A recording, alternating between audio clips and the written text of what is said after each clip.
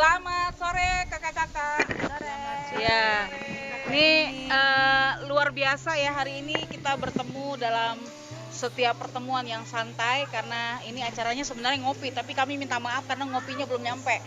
Ya, jadi sambil nunggu kopi kami ngobrol dulu. Kami mau bicara hari ini seputar corona. Dan saya memperkenalkan diri dulu untuk semua tamu-tamu yang hebat-hebat hari ini. Mulai dari ujung ada Kak Maria Sihombing, ini profesi sebagai seorang pengusaha resto. Lalu ada Kak Dewi Panjaitan, nah ini pengusaha catering, sangat luar biasa. Lalu ada Kak Esti Purbo, dan Kak Esti adalah seorang ibu rumah tangga tulen, ya. Lalu ada Kak Yohan, ya, ini seorang pendidik yang luar biasa, ibu guru yang teladan, ya, sangat luar biasa. Dan hari ini kami ngobrol santai aja. Kami nggak akan makan waktu yang panjang, kami hanya santai, ngobrol singkat. Dan ini saya ingin mereka akan ceritakan tentang pengalaman selama corona. Jadi selama corona mungkin saya ingin mulai dulu dari sang pengusaha dulu ya. Pengusaha resto pasti dampaknya sangat luar biasa dengan corona. Ya, bagaimana pengalaman Kak Maria selama ada bencana, kalau saya bilang bencana nih ya, dengan corona COVID-19 ini. Dampak dari resto yang Kak Maria usahakan hari ini. Oke, silakan Kak Maria, boleh berbagi untuk kita semua. Oke, kebetulan saya punya resto. Jadi restonya ini areanya di perkantoran. Karena dari efek dari corona ini, kebetulan perkantorannya sebagian karyawannya WFH, jadi efeknya ke restoran saya pengunjung jadi berkurang. Kebetulan semenjak PSBB itu restoran pun jumlah pengunjung tidak boleh full lagi, terbatas. Yang tadinya bangkunya bisa 4 orang, sekarang maksimal hanya untuk 2 orang. Dan penyajiannya pun harus lebih steril lagi gitu. Tapi sebagian besar pun karyawan kami harus kami rumahkan juga.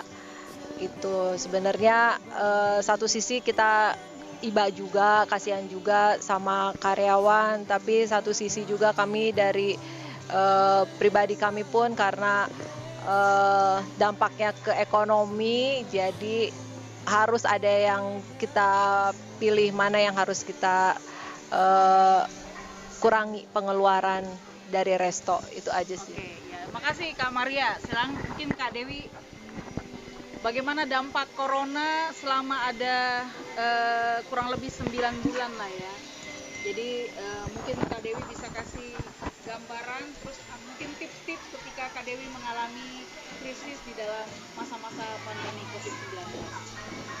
Kalau untuk imbasnya sih, yaitu kami tidak produktif lagi karena nggak ada order, karena penyelenggaraan acara pernikahan dan keramaian dilarang, dan terpaksa kita juga merumahkan hampir, ya kalau dibilang semua orang, termasuk pembantu di rumah juga dirumahkan. Dan tidak melakukan apa-apa, ya sedih, berat di awal-awal, di 3 bulan pertama itu hampir mau sakit, heran kapan ini, kenapa begini, sambil berharap waktu akan berubah dalam waktu dekat. Ternyata ya terjalan juga hampir 9 bulan ini. Tapi yang kami dapat dari bencana ini, kita satu keluarga akhirnya punya waktu yang utuh untuk berkumpul bersama, melakukan hal-hal kebersamaan yang di rumah yang dulu kita sama sekali tidak bisa lakukan, seperti sarapan bareng gitu kan, makan siang bareng, berdoa bareng, sama-sama melakukan ritual tambahan lainnya, bikin mesbah doa di rumah. Dan ya sebenarnya sih tetap sedihnya itu masih ada, karena memang usaha catering ini tulang punggung di rumah, walaupun masih ada lagi dari sumber lain, tetapi karena yang lebih besar dari sini, akhirnya kami juga harus bermain dengan segala keadaan, ya dikurangi segala hal-hal yang tidak penting. Kita akhirnya banyak merubah hal, mulai dari gaya hidup, pola pikir, dan kami berusaha untuk untuk menyamakan dengan keadaan yang ada. Satu hal yang boleh saya berikan di sini, kita dikuatkan, kita saling menguatkan, kita untuk saling tetap percaya, tetap sabar, tetap teguh di dalam Tuhan. Bahwa apa yang terjadi sekarang, kalau sampai hari ini kita masih hidup, kita masih sehat, itu juga anugerah Tuhan. Dan untuk teman-teman dan saudara-saudara di luar sana, jangan berhenti berharap, jangan berputus asa. Apa yang kita alami hari ini akan menjadi pembelajaran baik bagi kita, untuk kedepannya kita akan menerima hal yang lebih besar dan luar biasa dari Tuhan kita Yesus Kristus. Tetap mengandalkan Tuhan dan melakukan prime time buat Tuhan, bukan cuma waktu sisa seperti dulu-dulu yang kita berikan. Tetap sehat, tetap semangat, tetap kuat di dalam Tuhan. Haleluya. Terima kasih Kak Dewi. Silakan Kak Esti, sebagai ibu rumah tangga, bagaimana dampak corona ini? Kayaknya udah tarik nafas duluan kan? Luar biasa. Dampaknya memang luar biasa. Apalagi sebagai ibu rumah tangga yang tidak punya penghasilan dan penghasilannya berharap dari penghasilan suami. Puji Tuhan, tapi kami bisa lalui itu, mau nggak mau. Kita juga harus beradaptasi dengan keadaan. Kita harus bersyukur juga, puji Tuhan, dikasih sehat. Dan puji Tuhan juga banyak kegiatan kegiatan positif lah, mendekatkan diri juga kepada Tuhan. Dan kebiasaan-kebiasaan yang kemarin agak sedikit, kalau anak saya bilang hedon, mama hedon nih, dikurang-kurangin. Padahal bukan hedon Bu, kita hedon rohani ya Bu ya. Kita jalan tetap mengandalkan Tuhan, apapun yang kita lakukan tidak jauh dari masih dalam perlindungan Tuhan, jalan Tuhan. Jadi kita tidak meninggalkan apa yang Tuhan katakan, istilahnya ya, jangan terlalu takut gitu. Tapi kayak percaya masalah corona ini juga akan cepat berlalu, yakin dan percaya Tuhan akan selesaikan. Jadi tetap yakin, percaya bahwa Tuhan akan tetap menjaga kita. Jadi jangan untuk saudara kita atau ibu-ibu yang di luar sana, siapapun yang di luar sana yang merasa kecewa atau merasa kekurangan, jangan merasa kekurangan, tetap bersyukur. Karena semua tuh kalau kita bersyukur Bu, akan menikmati rasanya tuh tidak berat gitu. Artinya kita mengandalkan Tuhan. Saya rasa kalau kita mengandalkan Tuhan, semua bisa diatasi dengan baik. Saya rasa itu. Oke, terima kasih Kak Esti. Sekarang Kakak Yohan sebagai pendidik, ini sangat luar biasa pengaruhnya. Karena hari ini juga banyak ibu-ibu hebring muncul hanya gara-gara online. Oh iya, betul. Gitu ya. Dan anaknya pun juga diajak untuk online, tapi hanya untuk eksis gitu ya. Dan hari ini dilema PJJ. PJJ ya. Jadi mungkin Kakak Yohan bisa cerita bagaimana pengalaman sebagai seorang pendidik selama pandemi COVID-19. Oke, terima kasih Kak Esti untuk untuk kesempatan yang diberikan. Dua-duanya. Esti ini ya gitu ya. Emang kembaran. Kakak beradik. Iya, kalau di dunia pendidikan emang ternyata kita berputar 180 derajat ya. Semua kalau 360 balik lagi ke semula kan, 180 kita.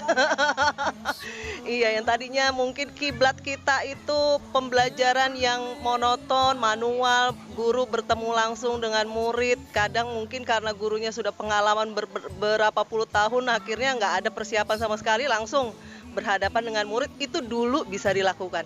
Tapi sekarang kita memang dipaksa untuk melek teknologi. Yang tadinya guru-guru mungkin guru-guru yang sudah berumur malas untuk pelajari tentang teknologi, sekarang itu benar-benar kita dipaksakan karena memang PJJ ini kita nggak bisa tatap muka lagi ya.